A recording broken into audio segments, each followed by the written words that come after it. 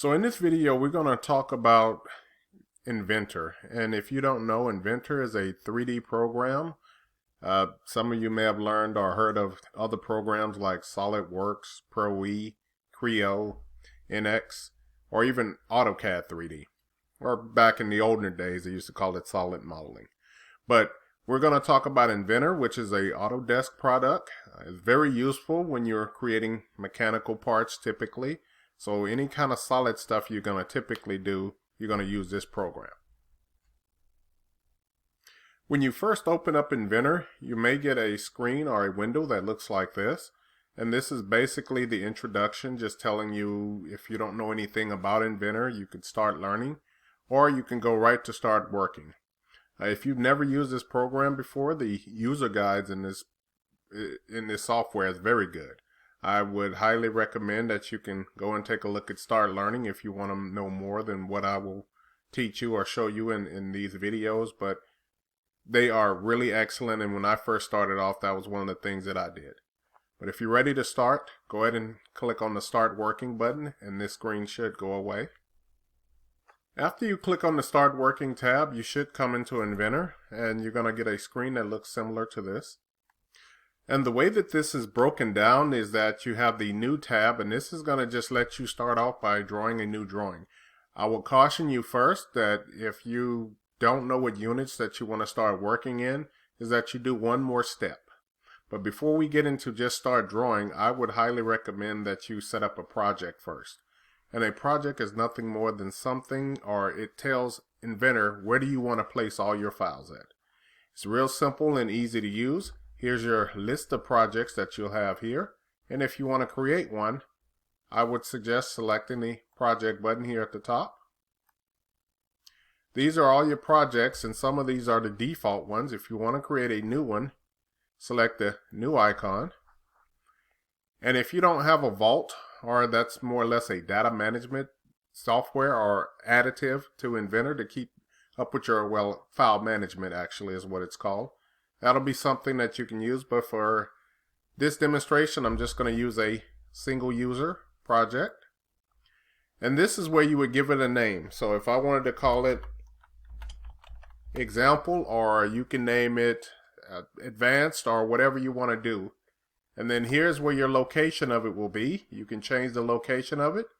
And then it's going to create a file called an IPJ. This is something that you're going to get used to in this program, is that anytime you create a file, whether it's a part, which is going to be an IPT, a drawing, which is an IDW, then you have assemblies, which are IAMs, and then you're going to have a presentation file, and they should be IPNs. So it's going to create this IPJ file for you, and that's just something that you can link to, that if somebody else wanted to link to your project, they can select that IPJ. Okay, you have the option to finish right here, or if you have a library, you can go to the next step. We don't have a library to bring into this program, so I'll just hit the finish icon here.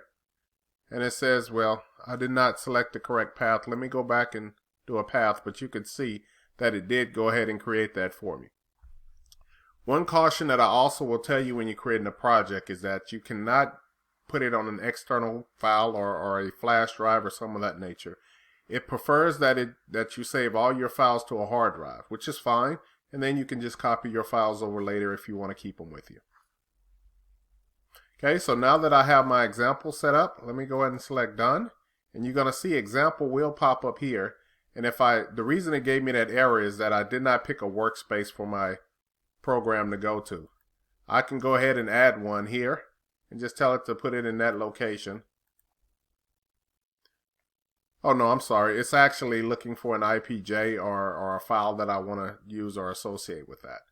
But I can go back into this, and you can still come back up to project and modify this as you see needed. So what it was looking for is me to add a separate workspace or something of that nature that I wanted to add to this. Okay, and I'll just drop it in a random folder that I have here on my desktop, which is fine. Okay, so now you see that workspace did pop up and appear. Okay, so one of the next things that we need to do is, before we start drawing again, we need to decide which units that we're going to create in. If you're going to create in metric, or you're going to create in imperial units. Now these don't really tell you which one that you're going to do. You have two options that you can set this up with.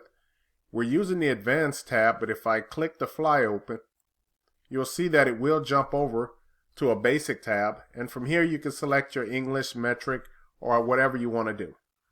If I go ahead and select this back, and you can see also in this little menu I do have the icons, which are the create a part, an assembly, a drawing, or a presentation. If I click back onto this one, it'll take me back to that assembly mode. One other option you do have here, you can select the sprocket or the settings, and then here if you're going to constantly use something, you can set it up here, and that way when you select on these buttons, you can always go and create a part that is in inches or an assembly that is in inches and so forth.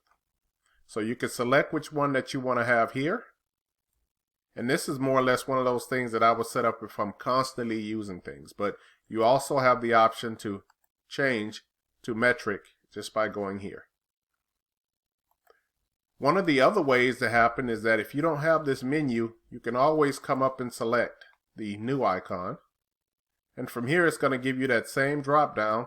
And if I select here and open up, you will see that I do have the inches or English units, and then I have the metric. So I can select them here.